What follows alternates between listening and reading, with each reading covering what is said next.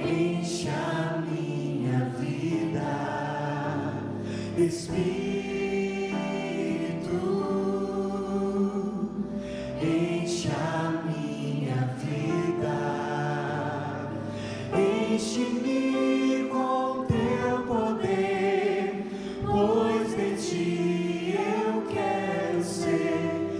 Espírito, enche o meu ser. Amém. As minhas mãos. As minhas mãos. Levante suas mãos. É uma oração que a gente faz ao Senhor. E em louvor te adorar. Meu coração. Meu coração eu quero derramar diante do teu altar. Canta mais uma vez assim. Espírito, enche minha vida. Vamos ficar em pé. Espírito, enche a minha vida. Espírito, enche a minha vida. Enche-me com teu poder, pois em ti eu quero ser. Espírito, enche o meu ser. E nós erguemos nas nossas mãos e cantamos. As minhas mãos eu quero levantar Em louvor. e em louvor te adorar. O meu coração. Meu coração eu quero derramar diante do teu altar. Nós coroamos o Senhor Jesus. Coroamos a ti, ó Rei Jesus. Coroamos a ti, ó Rei Jesus. Adoramos o teu nome, nos rendemos aos teus pés, consagramos todo o nosso ser a ti. Louve ao Senhor. Coroamos. Coroamos a ti, ó Rei Jesus. Coroamos a ti, ó Rei Jesus. Adoramos o teu nome, nos rendemos aos teus pés, consagramos todo o nosso ser a ti. E vocês dizem, consagramos.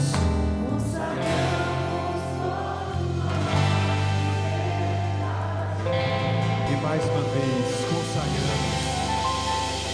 Consagramos todo o nosso ser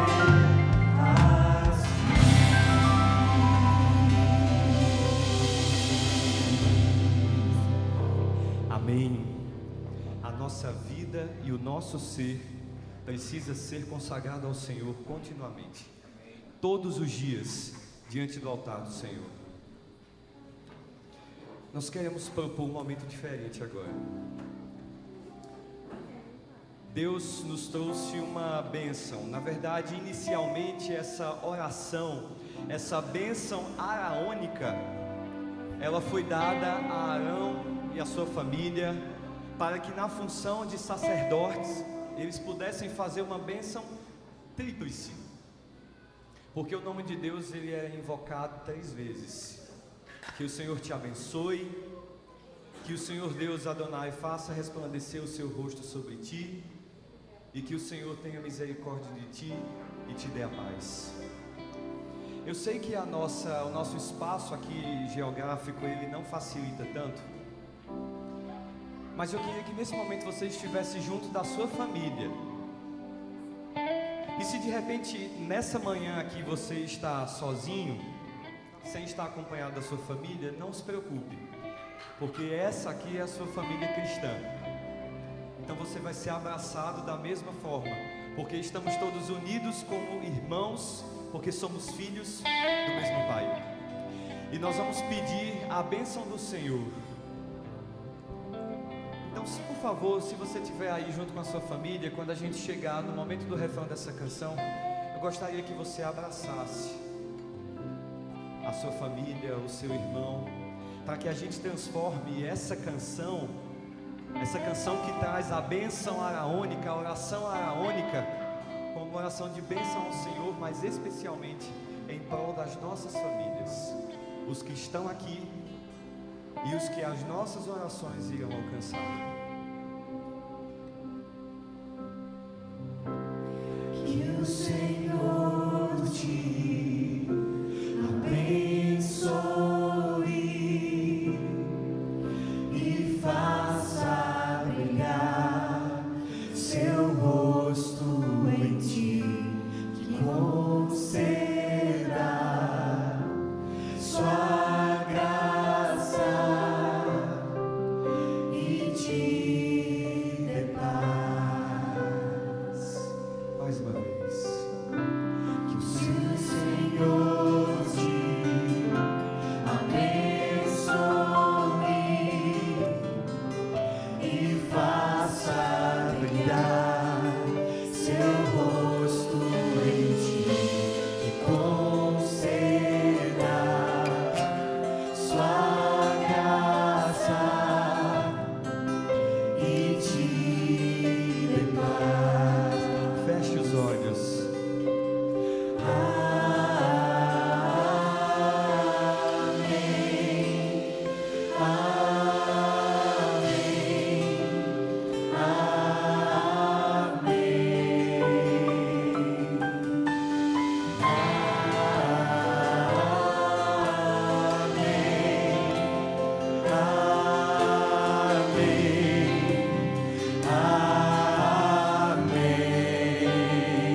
Que o Senhor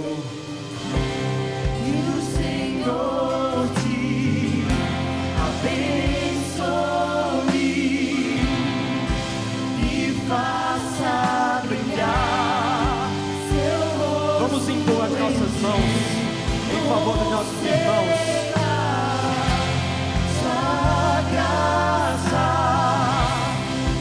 e te dê paz.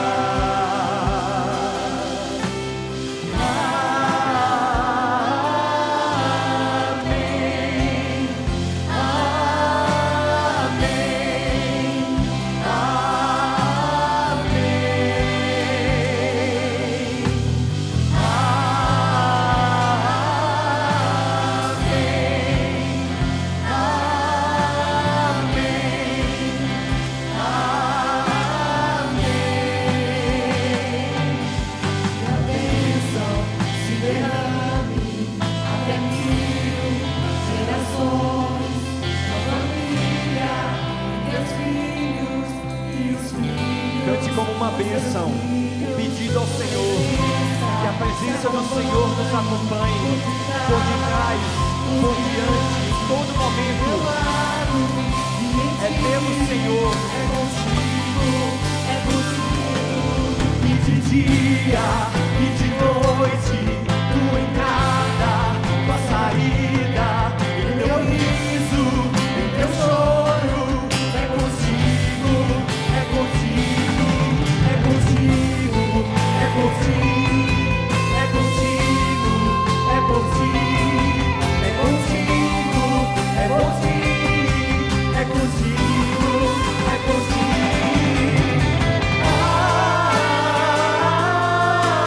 Amém.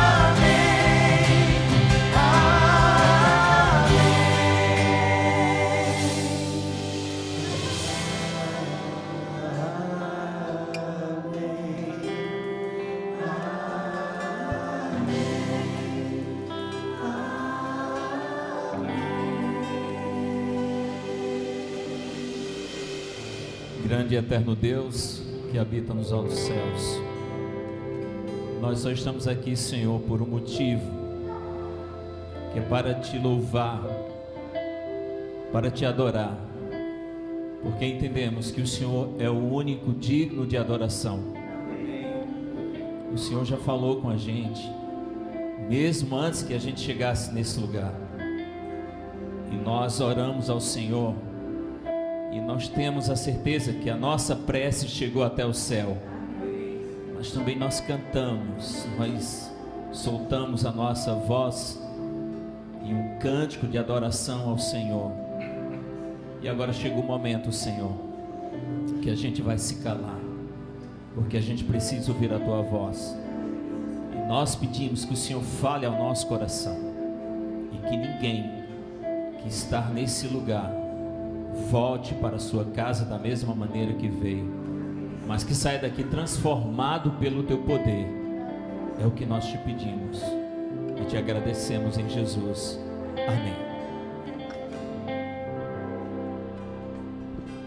Mais uma vez, bom dia a todos, feliz sábado.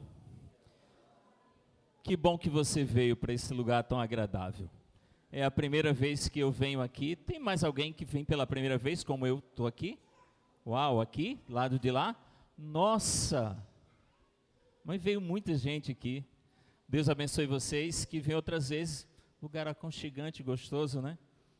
A gente tem vontade de voltar sempre. Já estou com vontade de voltar. Gente, eu sempre falo para a minha igreja que esse tipo de projeto, ele tem uma missão especial.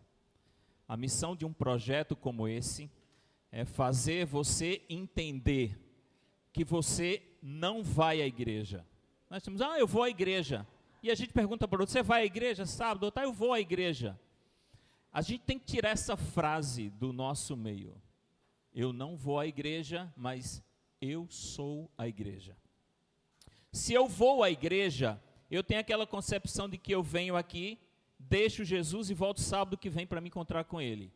Se eu entendo que eu sou a igreja, se tem 50, 100 pessoas aqui, quando terminar esse culto, nós temos 100 igrejas que se espalham.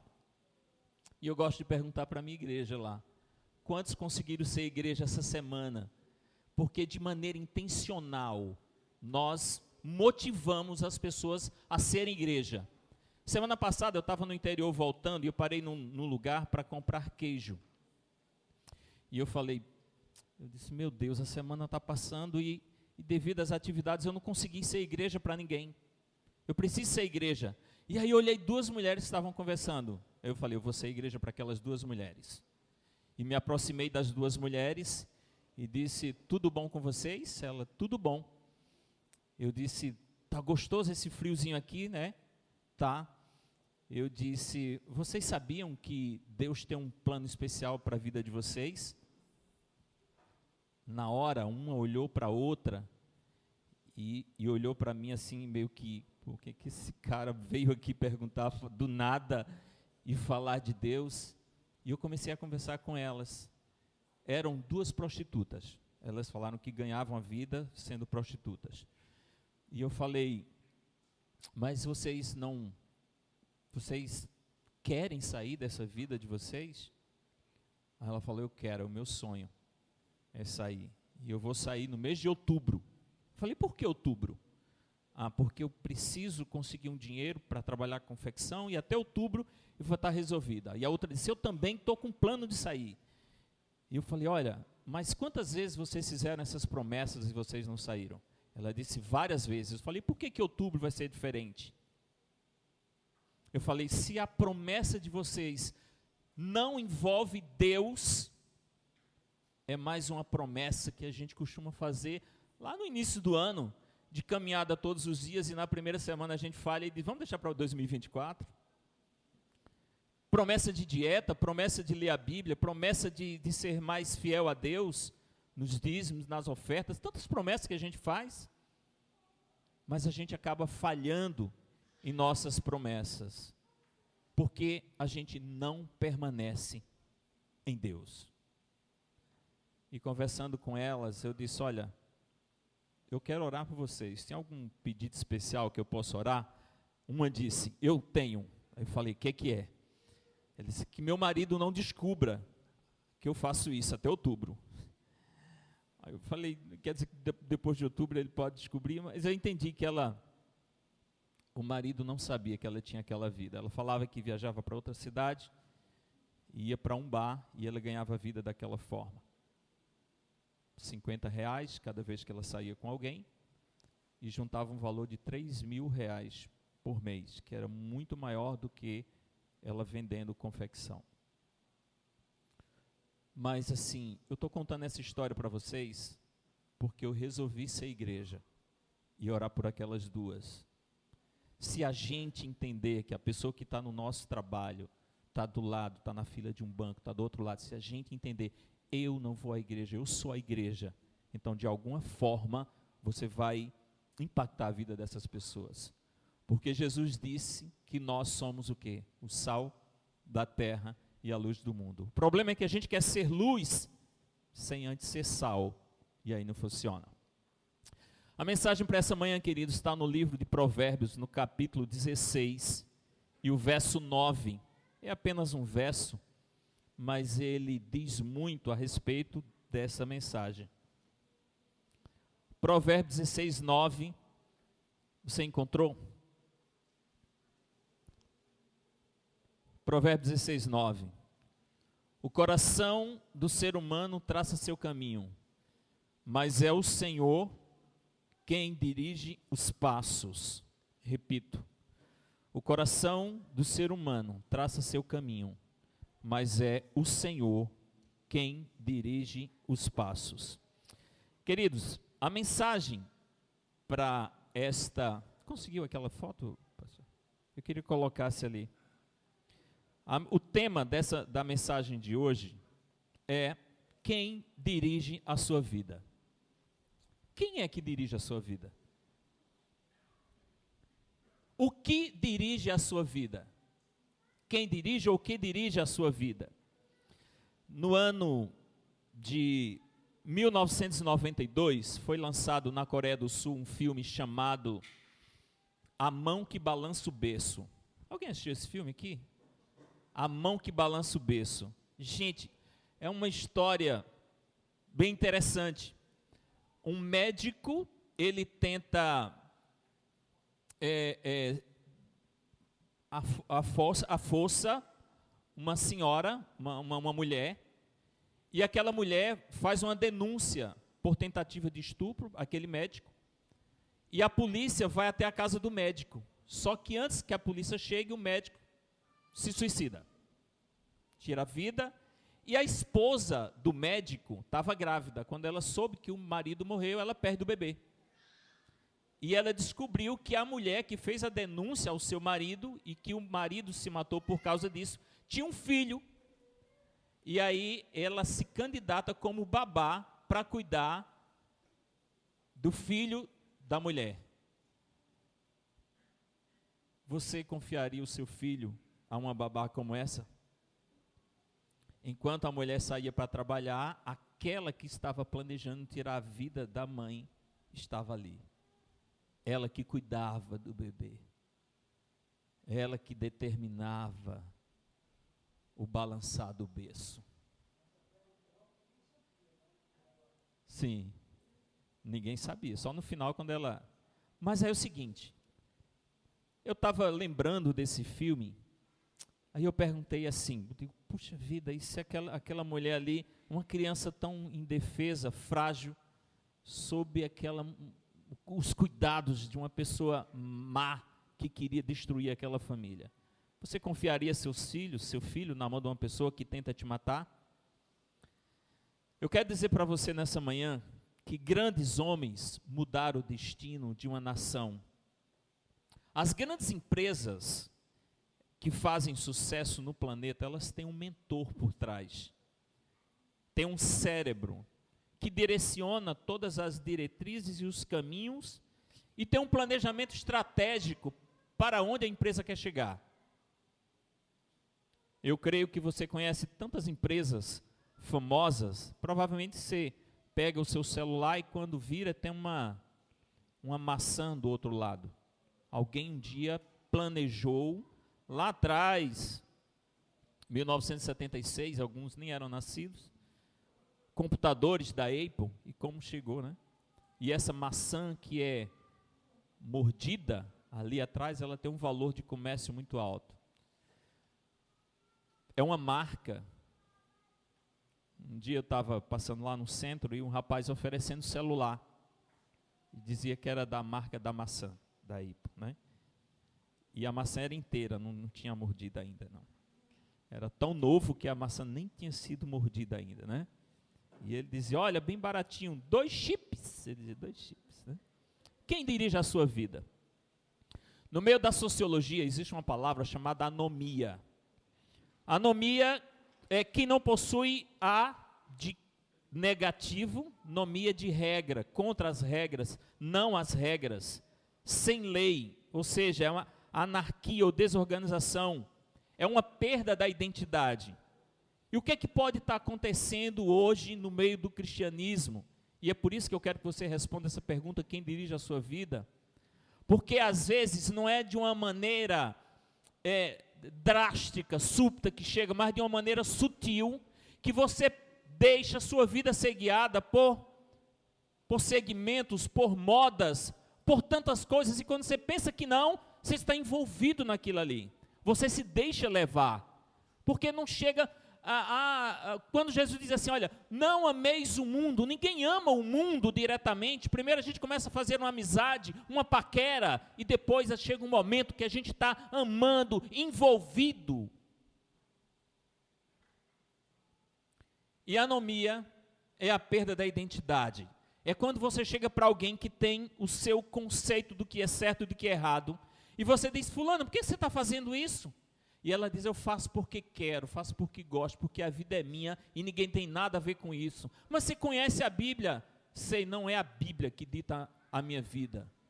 Não é a Bíblia que dirige a minha vida. Mas Deus não concorda com isso, também não é Deus que dirige a minha vida. É do jeito que eu quero, do jeito que eu sou. E é assim que funciona. Isso é anomia. É quando você faz uma coisa que você sabe que está fazendo errado. E mesmo assim você continua fazendo. Isso aí é exatamente o que a Bíblia diz que é pecar contra o Espírito Santo. Eu achava, quando era criança, que pecar contra o Espírito Santo era blasfemar contra o Espírito Santo, seria se eu falasse um palavrão contra o Espírito Santo. Eu falei, eu estou perdido. Então eu nunca vou falar um palavrão contra o Espírito Santo, porque blasfemar contra o Espírito Santo, eu vou estar perdido. Mas, queridos, não é isso. Imagine que eu tenho a minha concepção religiosa e eu sou convidado para uma festa de aniversário onde os amigos convidaram dentro de uma balada. Aí eu falo para eles, falei, olha, eu não frequento mais esses ambientes não. Mas você não precisa frequentar. Você vai lá dar um abraço numa pessoa que é nosso amigo, está completando um ano. Tua religião é chegar a ponto de você não dar um abraço em alguém que está... Aí eu disse, não é assim. Não, porque o ambiente, não, mas você não precisa ficar no ambiente e tal. Aí o Espírito Santo diz assim, o que é que você vai fazer nesse lugar? Manda uma mensagem para ele, liga para ele, deixa um presente, depois vai na casa dele. Mas a outra fala diz, mas não tem nenhum problema, eu dar uma passadinha lá e dar um abraço. Aí o que é que eu vou? Eu chego lá, nesse lugar. O Espírito Santo está aqui, como fosse essa cadeira. E agora eu chego nesse lugar e vem as pancadas. O Espírito Santo, corre daqui. Essa música não é a música, você já saiu desse daí. Olha, essas pessoas, elas estão fazendo coisas assim, sai desse lugar e ali você fica, tal. E você diz, não, eu vou sair, tal. E o Espírito Santo falando, sai desse lugar e você permanece. Sabe o que você fez? Você deu um passo para trás na sua vida. Na outra semana você vai de novo, você dá outro passo para trás. Na outra semana você vai de novo, você dá outro passo para trás. Chega um momento que você deu tantos passos para trás, que você não escuta mais o Espírito Santo. Não é que ele deixou de falar, é que você deu tantos passos para trás, que você deixou de ouvir. Aí não dói mais, a pancada não vem mais, e você começa a achar que tudo é normal.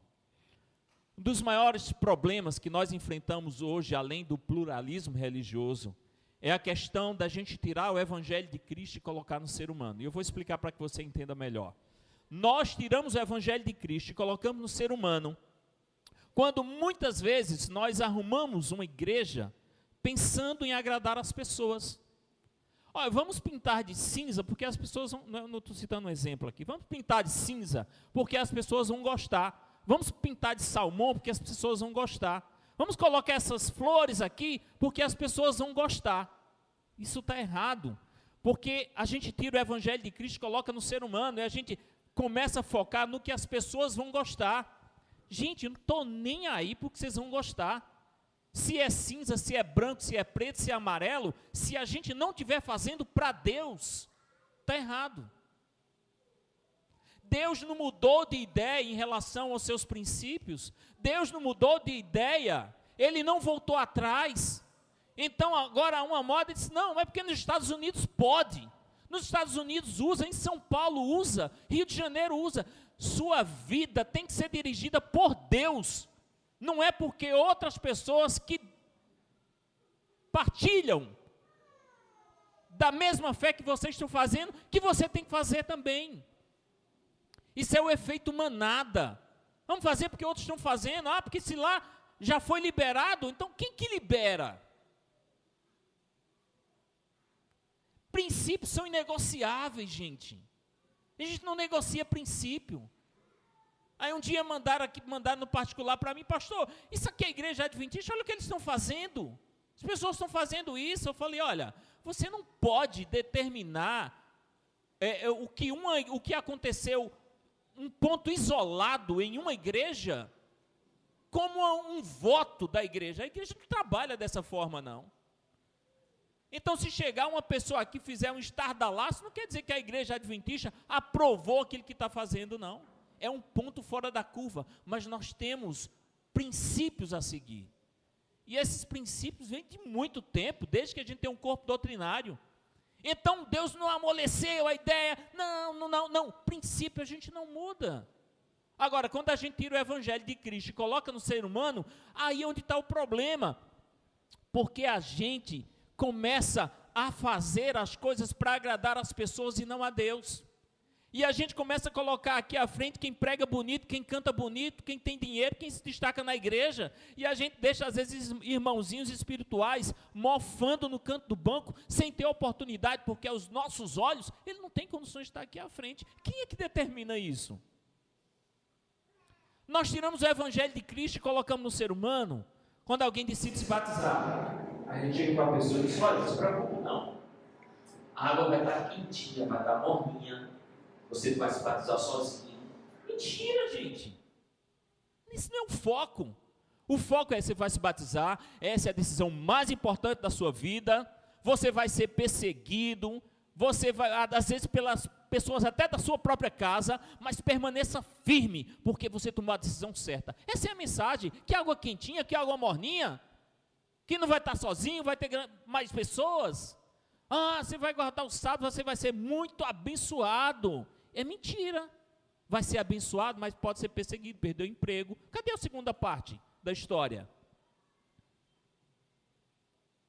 Aí eu falava para o meu amigo, pastor Josanã, eu dizia, olha, eu preciso ver mais, provar e ver de pessoas que tinham tudo, perdeu tudo e continua sendo fiel a Deus, do que aqueles que não tinha nada, tem tudo e agora passa a ser fiel a Deus porque tem. Porque a própria Bíblia diz que quem não é fiel no pouco, não pode ser fiel no muito. Então nós tiramos o evangelho de Cristo e colocamos no ser humano. Eu estava numa igreja, pregando, aí a irmã disse assim, pastor, eu quero cantar para Jesus. Aí eu falei, irmã, agora não dá, porque já tem uma escala aqui no início. Ela disse, não, pastor, eu vou cantar no início da escola sabatina. Eu falei, já tem, irmã. Então eu canto depois. Eu falei, irmã, já tem depois. Ela disse, então, pastor, naquele intervalo ali, irmã, já tem alguém que vai cantar ali. Ela disse, no início do culto. Eu falei, já tem. Ela disse, fechou, pastor, no final eu canto. Daí eu falei, irmã, olha, não vai dar, porque geralmente eu prolongo muito o sermão, mas eu vou combinar uma coisa com a senhora. Se eu conseguir terminar o sermão um pouquinho antes do horário, não esticar muito, eu dou um toque para a senhora vem e canta. Ela disse, combinado, pastor. E aí eu estou pregando, quando de repente a irmã sai lá do último banco, encosta aqui no início. Eu falei, mas não dei sinal nenhum para ela aqui. E ela cola aqui, fica na primeira cadeira aqui. E quando eu andava um pouquinho, que chegava perto do corredor da igreja, puxava no meu paletó. E quando puxava assim, dizia, pastor, eu quero cantar para Jesus. E eu continuei pregando e ela puxando. Aí eu só olhava para um lado da igreja, gente, que eu não podia mais olhar para o lado de cá, que estava a irmã puxando o paletó. E aí foi aquele negócio o tempo todo. Quando terminou o sermão, ela não cantou.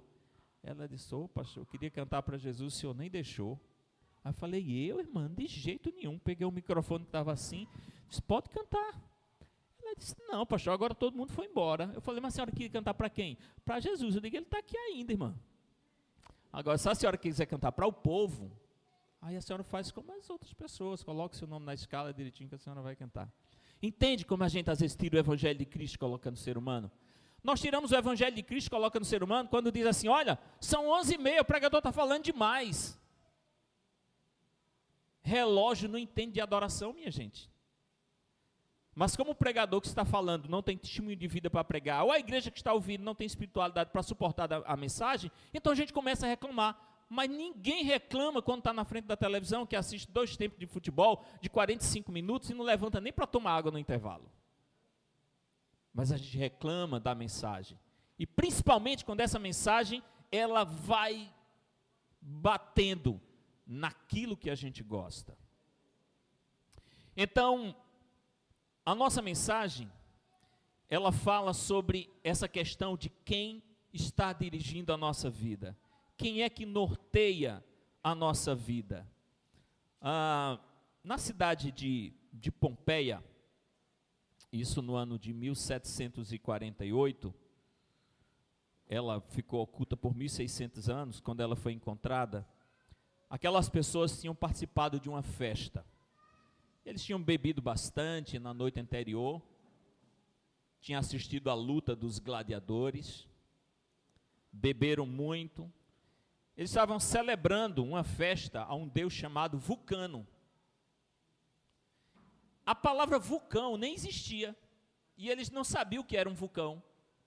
Simplesmente, quando entrou em erupção, todos eles ali foram mortos. As pessoas ficaram petrificadas, em meio àquele caos. Depois de uma noite de festa, em adoração a outros deuses. Pergunto, quem que dirigia a vida daquelas pessoas? Quem que dirigia? Tem uma foto do martelo aqui? Bom, tudo que se move na terra é dirigido, movido, guiado, controlado, direcionado por algum tipo de força, concorda? Um prego, ele só vai entrar na madeira se tiver uma força propulsora, dinâmica para fazer isso. O que move um carro, se diz, é um motor. Mas para o motor funcionar precisa de um motor menor, né, chamado motor de arranque, que funciona um motor maior. E para o motor de arranque funcionar tem que ter uma bateria, porque senão ele não vai funcionar. E para a bateria estar carregada precisa ter um alternador que alimenta a bateria, e o alternador só funciona com o carro ligado, porque o motor está girando e um vai alimentando aquele negócio todo. Então perceba que para acontecer alguma coisa precisa de uma outra força que faça tudo isso. E qual a força que guia a nossa vida? O que é que dirige os nossos pensamentos?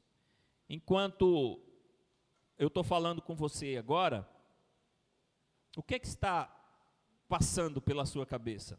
Será que você está pensando no problema de enfermidade de alguém da sua família, que já bateu em todas as portas e você só encontra respostas negativas? Os médicos já chegaram aos seus limites? Será que não é um desejo, uma ansiedade, um prazo limite, uma incerteza? Existem vários tipos de circunstâncias, valores, emoções, coisas negativas. Então, muitas pessoas são guiadas, queridos, pela culpa. A culpa é um sentimento de opressão. Tem um psicólogo americano, já faleceu, chamado de Lawrence Kohlberg. Vocês já ouviram falar dele? Laurence Koberg, ele criou a teoria dos freios morais. O que são os freios morais? Culpa, vergonha e medo. Ele descobriu que as pessoas evitam fazer o mal por 3 motivos: culpa, vergonha e medo. Então, eu não vou roubar esse iPad aqui, porque pode ser que tenha câmera, e tem ali, e as pessoas vão saber que eu roubei. Então, já imaginou a vergonha que eu vou passar, dizer, puxa, o pastor chegou na nossa igreja, pregou aqui, e legal, mas a gente viu que ele pegou aquele iPad e levou, ele roubou o iPad. Então, assim, eu tenho vontade de roubar, mas eu não vou roubar, porque tem câmera, e se eles vão descobrir, olha a vergonha que eu vou passar. Então, queridos, eu não roubo, não é porque eu tenho uma concepção de princípio de que não devo roubar. Eu não roubo por causa da câmera que está me vigiando. Ou então, se não tiver câmera, vamos olhar outra situação, culpa. Eu vou ficar com a mente culpada, então eu não vou roubar por causa da culpa. Ou então medo das pragas, do inferno, tal, porque roubei aquele negócio, tal. Paulo diz que o princípio é o amor. Então, se é o amor que me leva a fazer o que é certo, tem que ser o amor que me leva a não fazer o que é errado. Só que as pessoas são dirigidas por culpa, vergonha e medo. E por incrível que pareça, tem muitas pessoas que frequentam as igrejas, mas essas pessoas elas frequentam a igreja, mas elas não amam a Jesus. Elas têm uma vida inteira na igreja, mas não amam Jesus. Elas estão na igreja, mas às vezes está por medo de ir para o inferno e não por amor. Aí o que Paulo contraria os freios morais? Que é possível eu ter uma vida de aparência, frutos de plástico, onde eu posso enganar a igreja, enganar a família, enganar os amigos, mas eu nunca vou enganar a Deus. E ninguém consegue usar uma máscara por muito tempo. Em algum momento, essa máscara ela vai cair. Muitas pessoas são guiadas pelo rancor, pela raiva, muitas pessoas são guiadas, como eu falei, pelo medo, pelo materialismo. Ou seja, você jamais vai ser feliz por ter mais, por ser mais importante, por estar mais protegido. Todas as pessoas trazem felicidade passageira. A maioria dos nossos sonhos estão relacionados a coisas. Só Jesus, querido, é Ele que nos satisfaz. Existe um espaço em nosso coração que só Jesus pode preencher. Ninguém mais pode preencher. Há um vazio que as festas não vão preencher, que as drogas não vão preencher, que as baladas não vão preencher, que os vícios não vão preencher, a pornografia, a prostituição, nada vai preencher. O vazio que existe no nosso coração, somente Jesus ele pode preencher. E aí tem uma questão, tem uma frase, eu não sei se foi o Rick Warren que falou, ele diz que Deus só vai ser tudo na sua vida quando Ele for tudo o que você tiver. Deus só vai ser tudo na sua vida quando Ele for tudo o que você tiver. Sabe o que significa isso? Significa que se você dá prioridade para outras coisas que não seja Deus, essa é a sua prioridade. Aquilo que você passa mais tempo fazendo na sua vida, essa é a sua prioridade. Eu não estou colocando aqui a questão do seu trabalho em detrimento com a sua fé, mas eu quero dizer que onde você estiver, você pode estar conectado com Deus. Você pode lavar prato e estar conversando com Deus. Você pode estar dirigindo e conversando com Deus. Você pode estar na sua empresa e conversando com Deus. Agora, quando você coloca algo acima dessas coisas, você arruma um problema. Quando Jesus chamou ali o jovem rico, que ele disse, Senhor, o que é que eu faço para ter a vida eterna? E Jesus disse, olha, vende tudo quanto você tem, dá aos pobres, terás um tesouro no céu. Ele fez isso, foi embora triste. Jesus foi atrás dele? Quem sabe se fosse nós, pregadores do século XXI, diria, opa, rapaz, estava brincando, não precisa vender tudo não, venda só a metade, vem, a gente ajeita por aqui. O fato é o seguinte, que ele achava que guardava os mandamentos. Quando ele falou, o que é que eu faço para ter o reino dos céus? Jesus disse o quê? Guarda os mandamentos. Ele disse, quais? E Jesus falou. Ele disse, eu guardo os mandamentos desde criança. Pergunta para vocês, ele guardava, sim ou não? Ele disse que guardava os mandamentos. Jesus disse os mandamentos, ele disse, eu guardo os mandamentos desde criança. Vocês acham que ele guardava?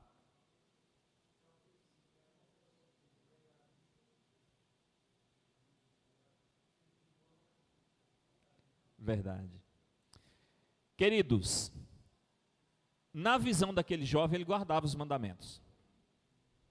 Na visão do jovem, ele guardava os mandamentos. Guardavam todos os mandamentos.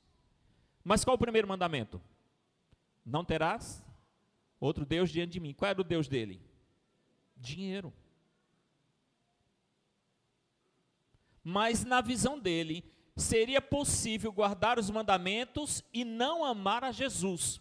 Porque se ele amasse a Jesus, estava tudo certo. Ele podia ter o dinheiro que tivesse, desde que Jesus estivesse acima do dinheiro.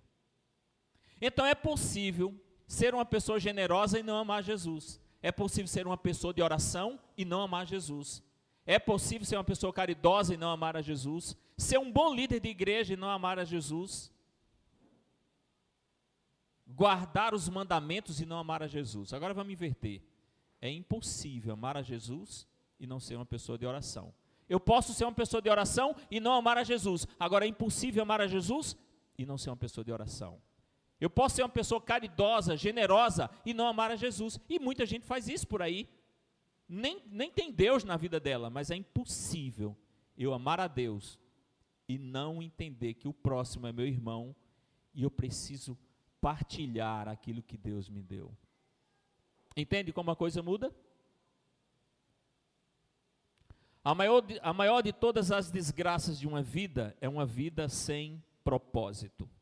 Eu quero terminar essa mensagem para vocês falando de uma cidade. Essa cidade é uma das 5 cidades da planície do Vale de Sidim. O triste fim de 2 cidades, chamadas Sodoma e Gomorra. O juízo de Deus sobre uma mulher por causa de um simples gesto. O que foi que ela fez? Olhou para trás. Queridos, a gente pensa que a mulher estava correndo, e aí ela olhou para trás e fez aquela brincadeira das crianças, né? Como é que a gente vai? Estátua, e ali ela...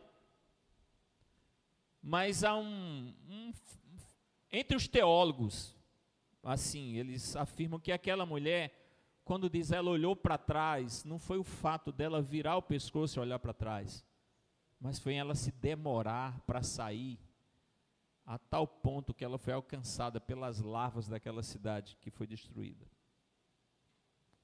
Então o Senhor fez chover enxofre e fogo do céu sobre Sodoma, destruiu aquela cidade, toda a campina e todos os moradores daquela cidade. E a mulher de Ló olhou para trás e ficou convertida numa estátua de sal. Ela olhou para trás. Antes, Ló teve que tomar uma decisão. E então levantou Ló os seus olhos e viu toda a campina do Jordão, que era bem regada. Então Ló escolheu para si toda a campina do Jordão e partiu Ló para o oriente. E Abraão foi para o outro lado, apartaram-se um do outro. Está em Gênesis 13, verso 10 e 11. E lá na frente, Jesus diz em Lucas 17, 32, ela olhou para trás. Lembrai-vos da mulher de Ló. Perceba que quem dirigia a vida de Ló? Quando a gente olha na mentalidade judaica, 10 quer dizer o mínimo.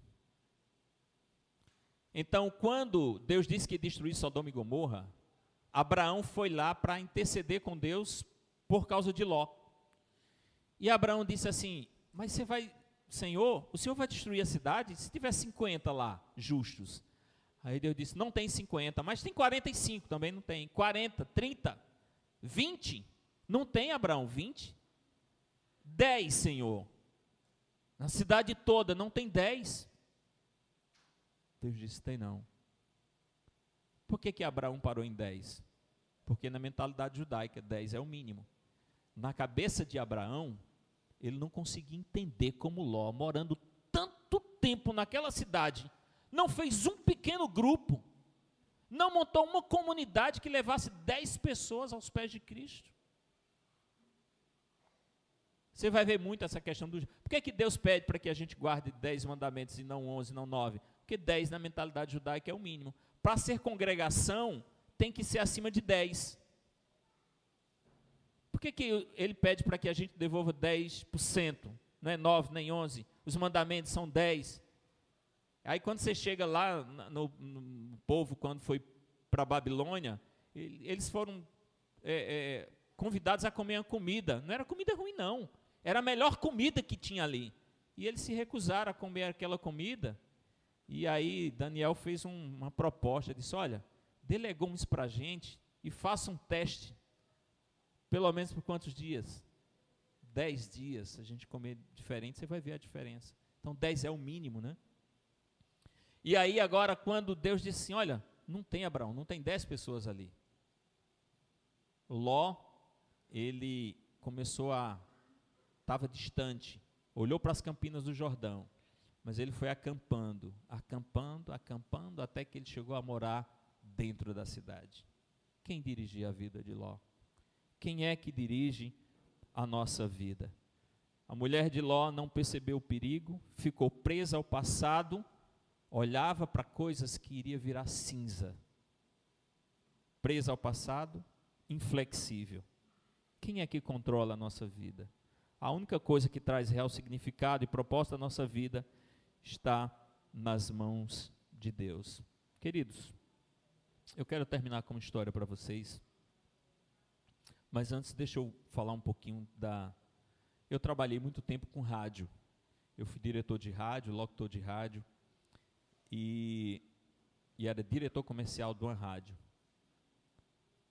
Para a rádio fazer sucesso, era uma rádio comercial, eu tive que vir para Recife, morava do interior, vim para Recife, e comecei a escutar várias rádios, o que as rádios tocavam e o que fazia sucesso, para reproduzir no interior aquilo que acontecia aqui. E chegou um tempo que eu sabia o cantor, o compositor, o ano da música. Eu tinha um programa chamado FMPB, e tocava todas as músicas, e eu sabia, música de Gilberto Gil, não sei o que, sabia tudo. O tempo passou, saí da rádio, fui fazer teologia, para ser pastor. E um dia uma pessoa me perguntou, pastor, você deixou de gostar daquelas músicas que você ouvia o dia todo? Você passava o dia ouvindo essas músicas? Você deixou de gostar dessas músicas? Eu falei, não, eu não deixei de gostar, eu deixei de ouvir. Se o nosso coração está cheio de Deus, não cabe aquilo que a gente quer, porque está cheio de Deus. Mas você não tira um pouquinho para colocar o que você quer. Ou Deus sai completamente e você coloca tudo o que você quer. Ou seu coração permanece cheio de Deus e não cabe aquilo que você gosta. Então as músicas estão aí. As mesmas músicas, elas não deixaram de ser bonitas. Mas eu substituí por outras músicas. A história que eu quero terminar para vocês é bem curtinha. Tem um indiano chamado de Mani Manitan. Acho que está com mais de 34 anos que aconteceu uma guerra civil na Índia. E quando aconteceu a guerra civil, Mani Manitan, ele fez o seguinte, ele disse, eu vou protestar contra essa guerra. E ele fez algo interessante e ao mesmo tempo esquisito. Ele disse assim, eu vou andar para trás e só vou voltar a andar para frente quando essa guerra acabar. E aí tudo que ele faz é andando para trás. Querido, se você olha os vídeos dele na internet, parece cômico, mas ele consegue fazer tudo com agilidade que nenhum da gente faz. Porque quanto mais tempo ele andou para trás, mais habilidade ele foi adquirindo em fazer as coisas andando para trás. E os anos se passaram. E a guerra acabou. mas ele não conseguiu andar para frente. Quando a nossa vida não é dirigida por Deus, nós vivemos uma vida de manitãs, andando para trás. Andando para trás, queridos, é como se fosse um ateísmo. A gente sabe que o ateu é aquele que não acredita em Deus, mas tem um pior do que ele, é aquele que acredita e vive como se Deus não existisse. Esse é o pior ateu. É você ter a concepção e o privilégio de uma oportunidade que te mostra o céu, mas você prefere andar para trás nesse mundo, andar sozinho, andar sem Deus. Para que comunhão com Deus? Se você consegue andar sozinho, mas sozinho a gente só anda para trás. E talvez o maior problema seja a gente passar uma vida de igreja, achando que está andando para frente, e a gente está andando para trás, espiritualmente. E mesmo que os problemas, ou alguns problemas sejam resolvidos, a gente acabe esquecendo de andar para frente. Então, apelo para nós nessa manhã, queridos. Escute a voz de Deus. Deus tem algo especial para você. Escute a voz dele. A paz real só é possível ser vivida na pessoa de Deus. Não desista de Deus e busque sempre o Senhor. Do contrário, você estará sempre andando para trás. O verso que a gente leu hoje foi Provérbios 16:9. O coração do homem traça seu caminho, mas é o Senhor quem dirige os passos. Quem dirige os seus passos? Perguntar nessa manhã para vocês. Quantos querem dizer nessa manhã assim? Levanta sua mão. Dizer assim: Senhor, repete comigo: Senhor, o Senhor sabe que eu tenho falhado. E tenho falhado feio. Eu tenho errado sempre. E é somente pela tua misericórdia que eu estou aqui nessa manhã. Mas, Senhor, eu quero reafirmar meu voto hoje. Dirige a minha vida. Conduz os meus passos. Tira do lamaçal, firma meus pés numa rocha e dirige os meus passos. Feche seus olhos. Bondoso Deus, eterno Pai, obrigado, Senhor, porque estamos na tua presença e não há lugar melhor, mais gostoso do que estar na tua presença. Nós pedimos que o Senhor falasse de alguma forma ao nosso coração. E agora nós reafirmamos um voto com o Senhor, que é para o Senhor dirigir a nossa vida, Senhor, dirigir os nossos passos. Nós temos falhado porque nós temos tomado decisões sem te consultar, Senhor. Mas não deixa que isso aconteça, porque se a gente tem o nosso Pai, que não erra, não falha, e conhece todos os caminhos, é porque o Senhor sabe o que é melhor para nós. Nos abençoa, Senhor. Que essas bênçãos que nós recebemos aqui sejam estendidas para a nossa família, para os nossos filhos, para os nossos cônjuges, para as pessoas que nós amamos e não estão aqui conosco, que eles possam ser agraciados com essa bênção que o Senhor tem reservado por cada um de nós. Nos abençoa, nos dá o teu poder, é o que nós te pedimos por Jesus. Amém, Senhor. Amém, amém. Deus abençoe.